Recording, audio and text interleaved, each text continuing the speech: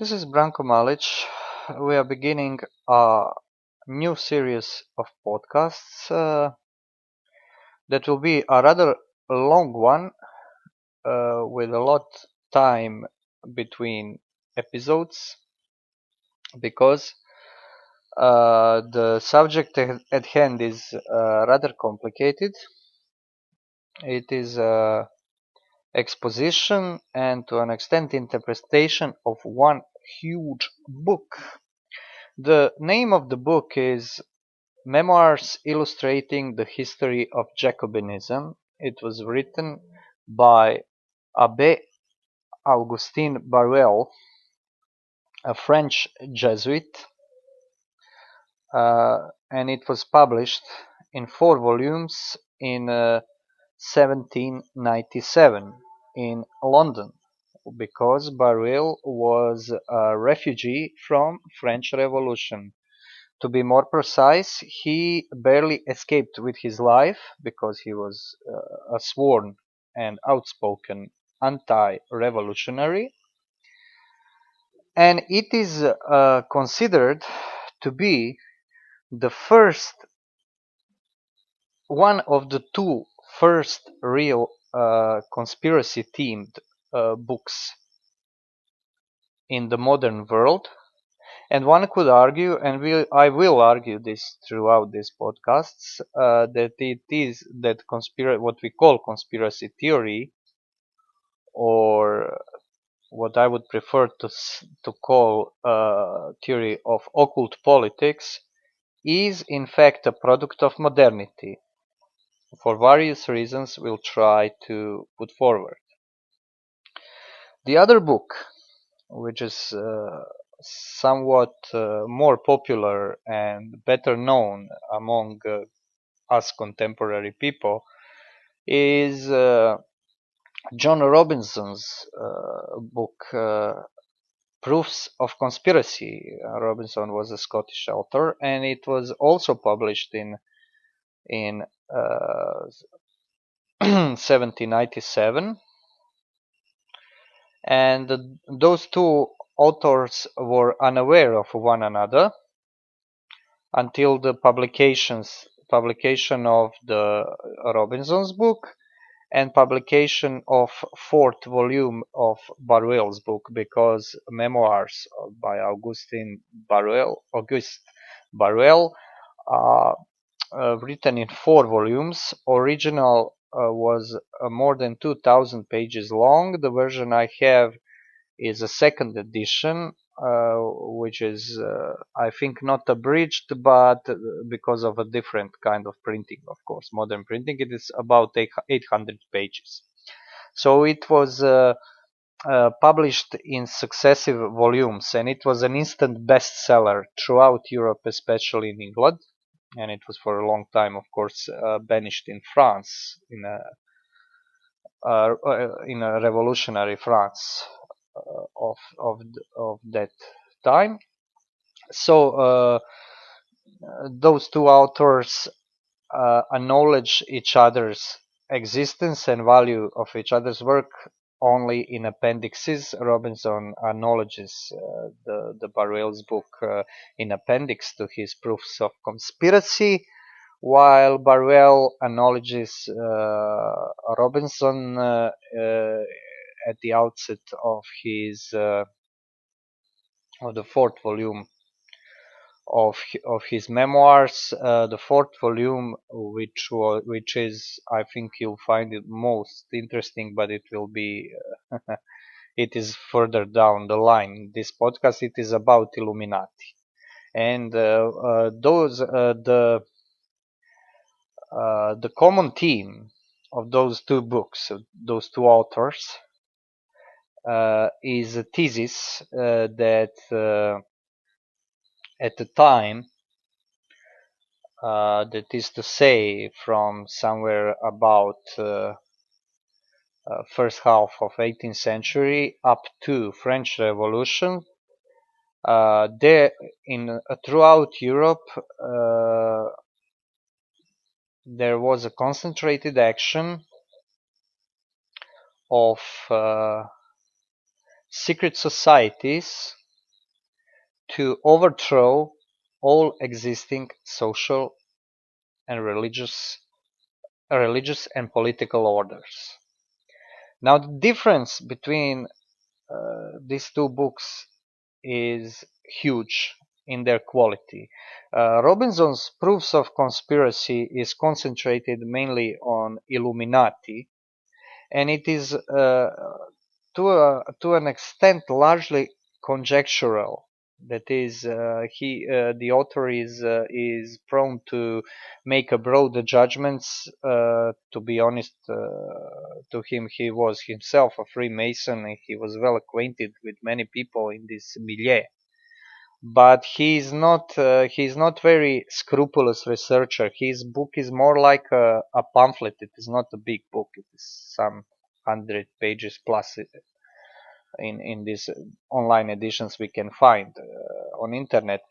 Abbe Barruel, Augustin Barruel, was a completely different sort of author. His book is huge.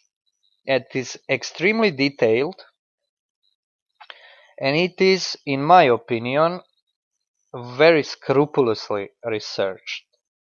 Namely, Auguste Barruel was a witness of French Revolution. He was outspoken opponent of it while in France. He knew a lot of people. He knew a lot of people he considers conspirators. But the main method he uses is the source analysis. And in this way, this specific kind of source analysis Barruel employs is something that the best modern researchers of deep state or occult politics are using today. And they are very few and far between. On superficial level, this method resembles historiography. Namely, in historiography, in writing history, the good researcher is the one who is in drawing his inferences closest to what historians call primary source. And primary source is a document of some event, preferably contemporary to an event. So if you can lay your inferences of the nature of some historical event close to primary source, or even on primary source itself, you are a successful historian. You are consequent, and you are closest to the historical truth. And this makes history a very painstaking study, because it is a completely empirical principle. So if you don't have primary sources, you don't draw inferences, because there is nothing you can found them on. Well, Barruel's work is not history in this sense, because occult politics or conspiratorial politics is not something you'll find this kind of primary source in. This is not a field where you could expect that people who, for instance, have a plan to excuse me, to completely overturn the world on its head. You don't expect those people to write this plan down in all the minutiae of its details, if it is detailed anyway, and that you can, as a historian, find some archive where this plan is completely laid out with all its details, and now you can prove that they are trying to do something like this. The other problem is the history is always trying to depict the past.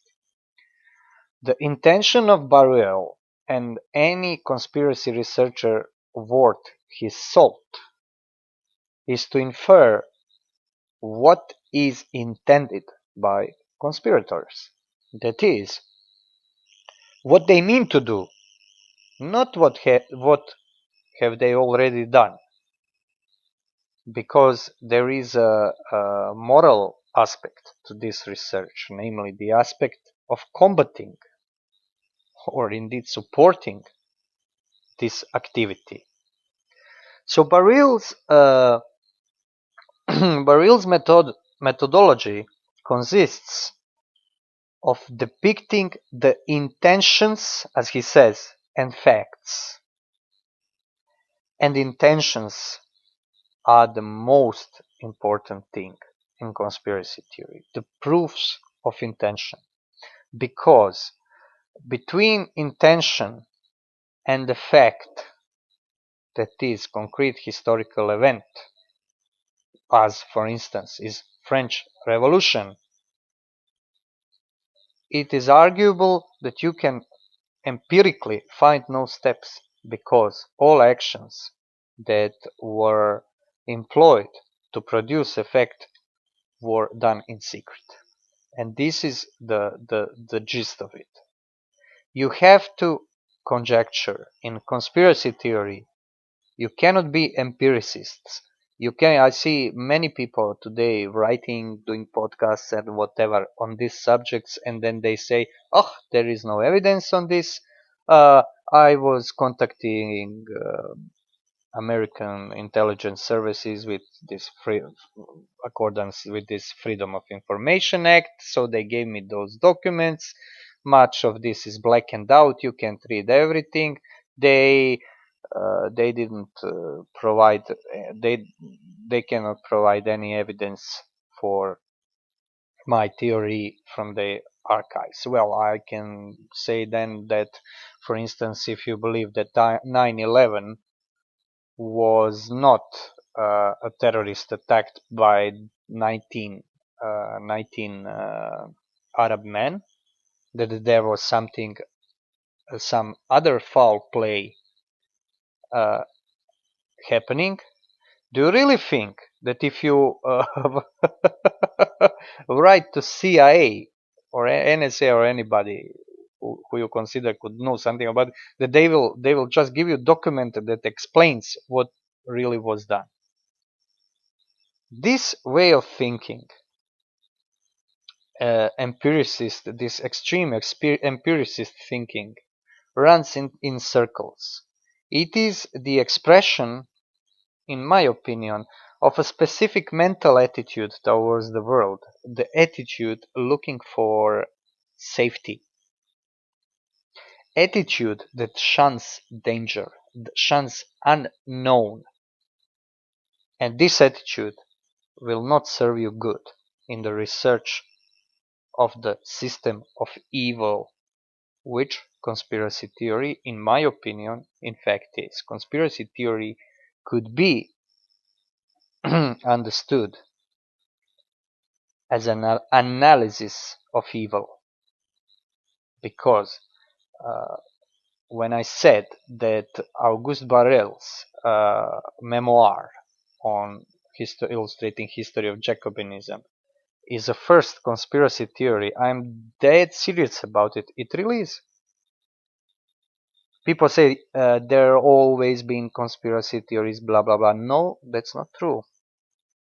Conspiracy theory, what we call now conspiracy theory, is an idea, relies upon idea that there is somebody who wants to unify and rule the whole world.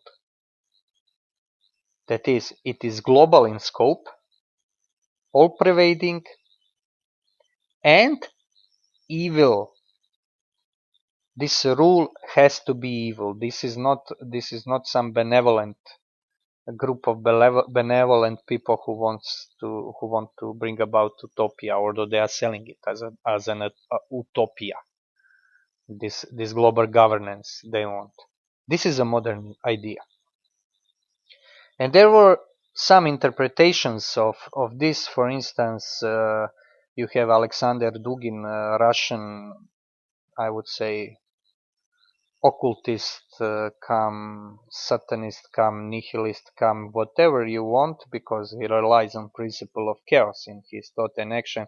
He wrote about this in one of his early books, Conspirology, and he said he interpreted conspiracy theory as an conspiracy as an archetype of modernity, where people uh, it is very unclear whether the conspiracy really exists, or is it only an archetype in collective unconsciousness that gives meaning to history. And Dugin is a guy who has no problem of putting two contradictory answers to stay one beside other and leave it at that. It is my attitude, on the other hand, is that if there was no and there is no conspiratorial or occult political action of real people with names and surnames, real organizations, albeit those organizations are probably informal. The more powerful they are, the more informal they are. There is no need for anything resembling conspiracy theory. And this is the attitude Augustin Barruel had. For him, conspiracy, or that is to say, the advent of Jacobins, that is to say, the group of people that were the main public agents of revolution in France, that the force driving them was occulted for some maybe 50 years before it came out on the surface in the form of Jacobins. And that this force was conscious, that it was not a kind of unconscious development, historical development, where Jacobins, for instance, were just playing a part in a great drama of history that was directed by maybe by chance, maybe by whole plethora of circumstances. No. Barruel's idea of conspiracy relies upon conscious and deliberate and free will of conspirators. This is very important distinction. And this will is, in his opinion, evil. Now, the other peculiarity of Auguste Barruel's research and activism, because he was anti-revolutionary activist, is who really was the subject of conspiracy, and what kind of people devised this conspiracy. One, for those who already heard about Barruel, it is you may know that he is famous for being the first to introduce idea of Masonic conspiracy, Freemasonic conspiracy, that is conspiracy, as he calls them, occult lodges. This is not accurate. Idea behind Memoirs illustrating the history of Jacobinism is not idea of Freemasonic conspiracy, although Freemasons and very specific brands of Freemasonry, as we shall see in other podcasts, were responsible for being vehicles to bring about political change. We call now French Revolution, but they were not the instigators. So this is not, in a strict sense, anti-masonic book. Barruel is very keen to point out that there are different brands of Freemasonry, and he blames specifically some brands of French continental Freemasonry, not so much English Freemasonry, partly probably because he was a refugee in England and was very careful not to piss off his hosts, because that's pretty when you read his passages on Freemasonry, you can very well sense that he despises all kinds of it, and I think he is right in doing so. However, this is not the main thing. The the conspiracy which brought about, as he calls it, the fall of throne and altar was a conspiracy of philosophers. It was, in the first place, an eminently epistemological conspiracy. Conspiracy of trying to bring about a completely different outlook, a worldview, and the notion of knowledge. The people who instigated it, Barruel calls philosophists. By philosophists, he is making a wordplay of philosopher and sophist. Philosopher, this is distinction in philosophy, where philosopher is a man devoted to finding the truth, while sophist or sophistess is a man trying to sell to somebody what that somebody considers to be the truth. This distinction is from stems from ancient Greece, and it was illustrated by Plato in his dialogues, in clashes, dialectical clashes, and discussions between his hero, literary hero, based on his teacher Socrates, where he discusses various questions with sophists. And the main point in sophistry was that they charged for instruction. They were people who traveled around ancient Greece, selling knowledge to rich young men, and that knowledge was in effect a rhetorics. This is something we would nowadays call instruction in law. A rhetorician was a lawyer in eminent sense, because the most important thing was A, speaking in political assembly, and B, speaking in the court of law. And there was of course speaking eulogies and communes and such. But those two functions were most important. They were in fact political and legal. And the main gist of sophistry was to win, not to acquire the truth, but to win, to make, as they say,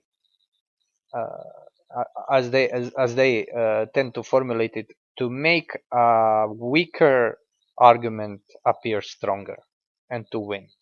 But there is one more thing to sophistry that delineates it towards philosophy, and it is usually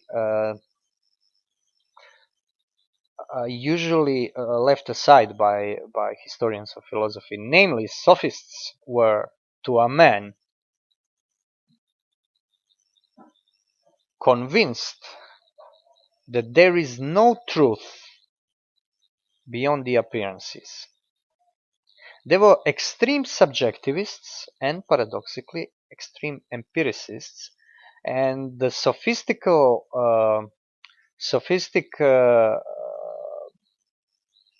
attitude in knowledge is best summed up in Protagoras. Protagoras was a famous sophist.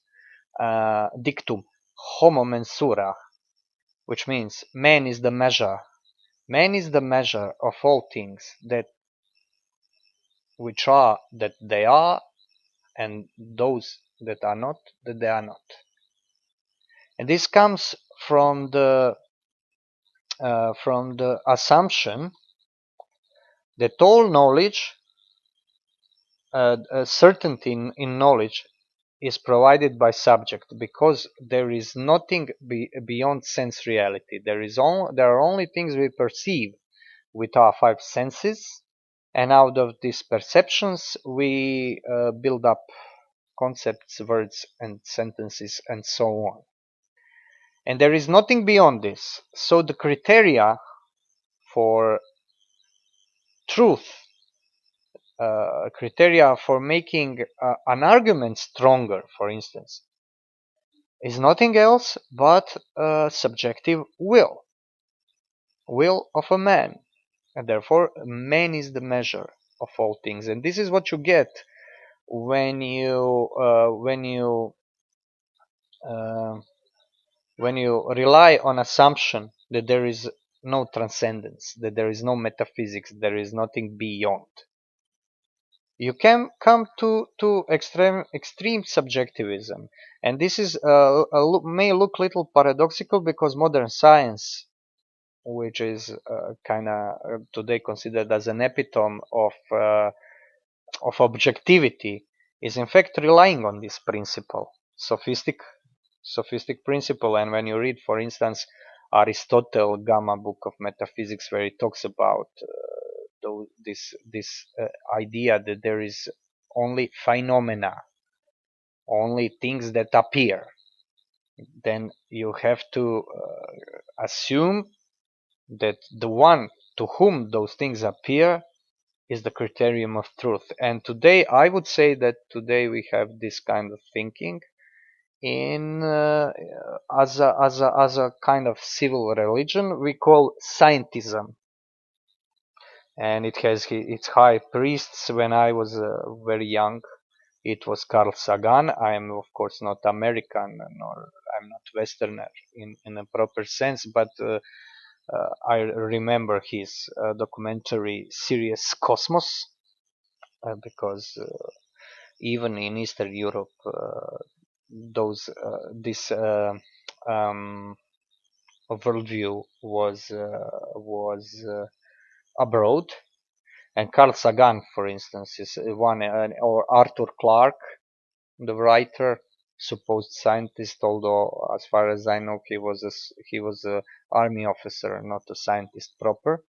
And now you have this Neil deGrasse Tyson, Richard Dawkins, and other more like buffoons than ideologists like Sagan, who was not so extravagant, as far as I know, in his conduct, or Arthur Clarke, who was unfortunately the story is around campfire that he was a pedophile.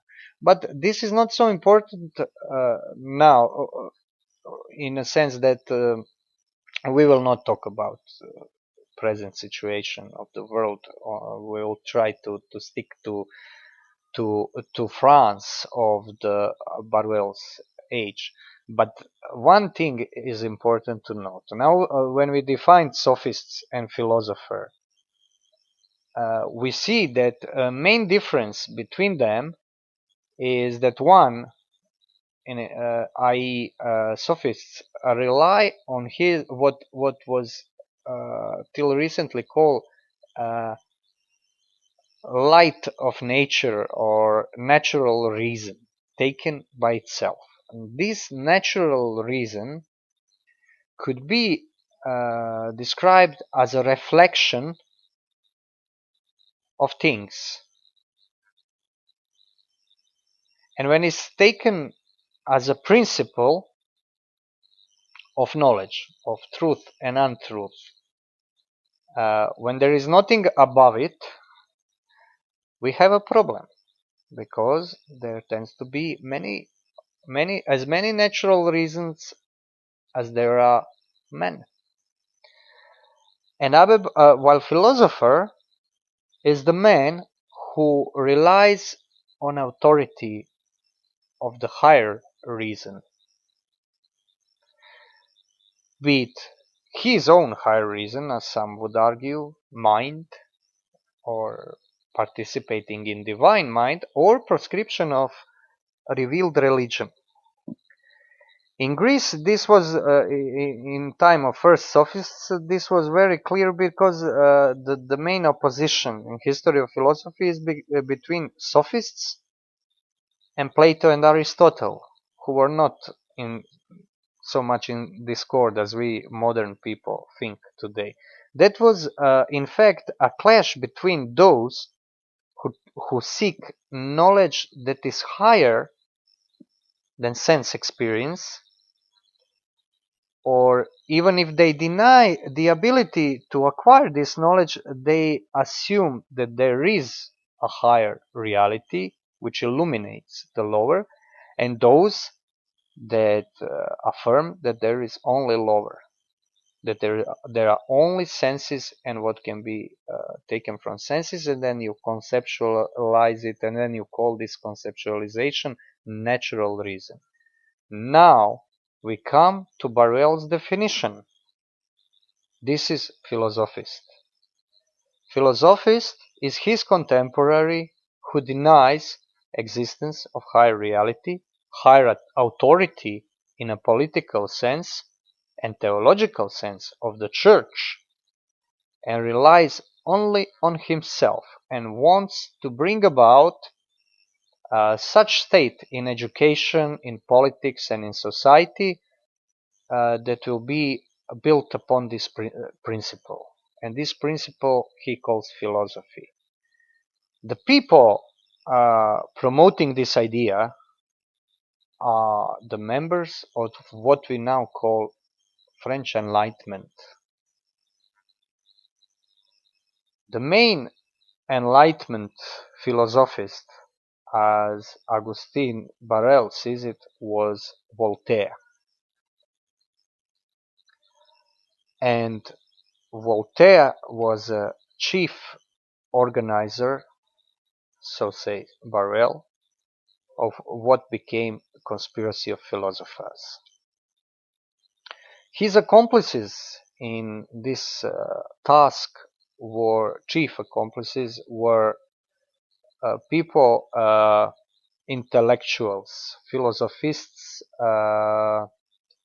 gathered around a project of encyclopedia, that is to say, the famous the famous project that was intended to be a compendium of all human knowledge, of all sciences known at that age of mid 18th century, early to mid 18th century, to make this compendium that would be collaborative work of many people. It was organized by Diderot, d'Alembert, Condillac, the other philosophists, so enlightenment thinkers. And those were people, so said Barruel, who started it all. And their ideas, depiction of their ideas and intentions, can give you a clue to understand why the French Revolution and other events that stemmed from it happened. And those intentions Barruel reads from two main sources: their own writings, especially their letters, because he was famous for reading all the enormous correspondence of Voltaire, because many critics of Enlightenment never really read the documents and books of the Enlightenment philosophers. Barruel never makes this mistake. He read it all. Other source is anecdotes, and he is very scrupulous with anecdotes. Those are things he knew from his first-hand experience, personal. Mind you, personal experience is not empirical. That's a different thing. And he's very scrupulous in this respect, but those are most interesting aspects of his book. So we will not, in this first introductory podcast, go deeper into this what I would define as epistemological conspiracy, which in fact, in my opinion, brought about the present situation in postmodern West. The conspiracy of enlightenment, not conspiracy of forces of darkness, forces of enlightenment. That's how they saw themselves. And on the first edition of Encyclopedia, they put an image of light-bearing angel to symbolize their work. And all those retaining knowledge of Christianity know who the light-bearing angel is. And it was removed in other editions of Encyclopedia. Anyway, this epistemological conspiracy was followed by two other aspects, conspiratorial aspects that were essential to bring about Jacobinism and French Revolution. It was therefore anti-Christian conspiracy. Anti-Christian, this epistemological revolution of enlightenment was, in Barruel's view, anti-Christian by its very nature, because it was not, he calls it anti-Christian, anti-Catholic, but he affirms that it is also anti-Protestant. It is anti-Platonic, probably he would affirm, even because it is a move to remove any kind of transcendence or metaphysical from the world, from the education, from the public square, from upbringing of children in family, and so on.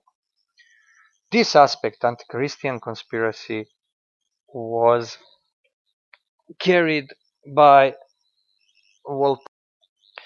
In this, Voltaire was aided, as Barruel says, principally by a lot of people, but mainly by two. One of them was D'Alembert, another Enlightenment philosophist and mathematician, and the third one, significant, was Frederick the Great of Prussia. And this conspiracy was not a conspiracy of, as Barruel sees it, it was not a kind of class struggle of lower classes, revolution of lower classes to bring down the upper classes, as revolutions are usually seen by ill-informed people. No, it was a revolution from above, intended from above, and it included a number of European rulers. Anyway, the second aspect of conspiracy he calls anti-monarchical conspiracy, and this is where Freemasons come into play. We are still very far from treating this part, and it is mainly the push to overthrow European monarchies and to imbibe the principles of brotherhood, liberty, and equality, which are, in Barruel's view, Masonic dogmas. That is, dogmas of these philosophists that were infused in so-called occult lodges of continental Freemasonry, because philosophists used Freemasonic structure, the organization of lodges, to push their ideas. So Barruel is ambivalent towards Freemasonry in the sense that it was not really the main factor. Freemasons were not the main main agents of this great historical upheavals. They were more like a vessel for it.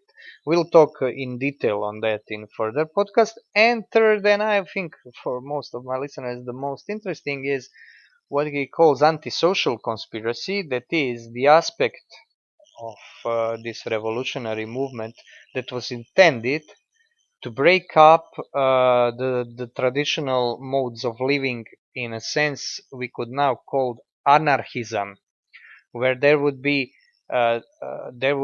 come upon complete destruction of all social constraints on people, based on ideas of Jean-Jacques Rousseau and his idea of noble savage, according to which, I'm simplifying of course, man is by his nature good, man's passions are good, and what we need is a society that will indulge them, not repress them. This is the idea that is carried around for ages now, and it is practically ruling postmodern West. And this idea of a world that would be liberated by a hierarchical, extremely secret, extremely authoritative order was brought about by, first of all, Adam Weishaupt of Ingolstadt and his Order of Bavarian Illuminati. And this is where we have a famous Illuminati conspiracy. I mean, that was a conspiracy, but about survival of Illuminati, I'll have something to say about it too, but it is further along the way. What is very important to point out about this Illuminati part of Barruel's memoir, it it is the whole book, the fourth volume of the book is dedicated to Illuminati. It is the first primary source on Illuminati in English at that age and even in 20th century, because what Barruel did was he read all available excuse me, Illuminati documents, because they were published by Bavarian authorities when Illuminati were disbanded, and Barruel took trouble to acquire these documents, and he met some people who were members of Illuminati, and he translates the excerpts of the documents, and you have the exposition of whole of the structure of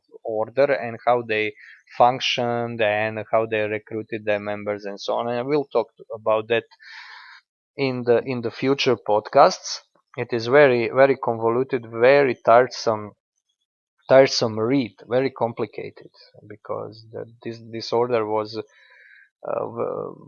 astonishingly successful and well organized, and it recruited many prominent people in very short time.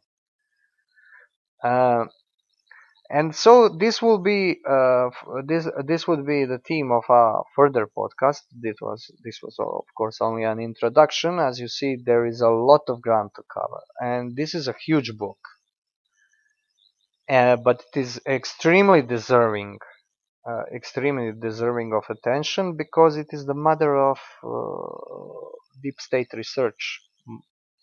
It is the mother lode. It's where this all began. And I will, in conclusion to this introduction, I will just say, when we come to Illuminati, I think most people listening to this will find out, if they are, for instance, if you rely on that principle, I am me and I am free, from David Icke, I am consciousness having experience, you can just be astonished to see how closely this idea resembles what Adam Weishaupt wished to come to pass. And most of what we nowadays call conspiracy theory is something that seems like it was cooked in the Illuminati kitchen, because this idea of individualism and the complete autonomy of individual is in fact Illuminist idea. Not Illuminist does not necessarily mean order of Illuminati. It's a principle. This principle of autonomy of reason.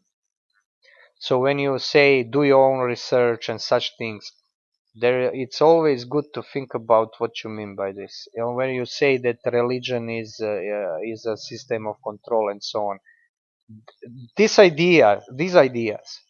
Do your own research. Your reason is autonomous. Religion is a system of control. There is no God is astrological. Jesus is astrological symbol and so on. Those, dear listeners, are ideas of occult lodges, philosophists, and illuminists. Those are ideas of what August Barruel, in his first conspiracy theory of modern world, calls conspirators. Those are their ideas.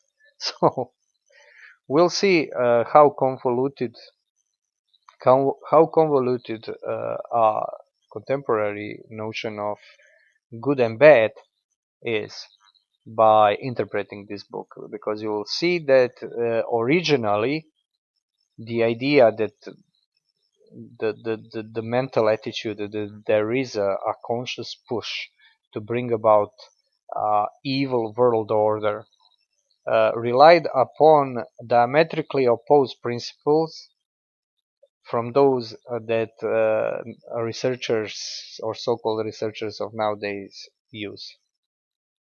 Anyway, this was Branko Malic with our first introductory podcast to Augustin Barruel's Memoirs illustrating history of Jacobinism. Hope you enjoyed it.